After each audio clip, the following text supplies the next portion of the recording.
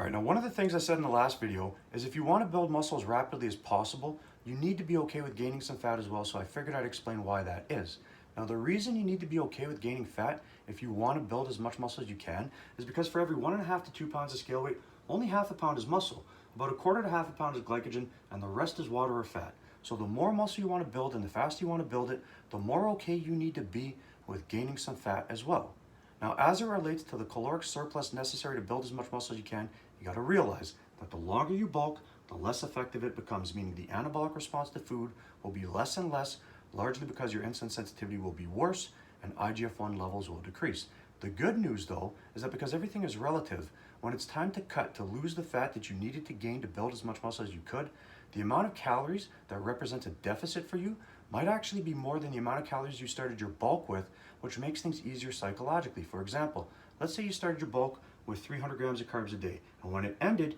you're having 1,000 grams of carbs a day. In this case, you might be able to diet down on 400 grams of carbs a day, which is still more than the 300 that you started with, which makes things easier psychologically to lose the fat that you needed to gain to build as much muscle as you could.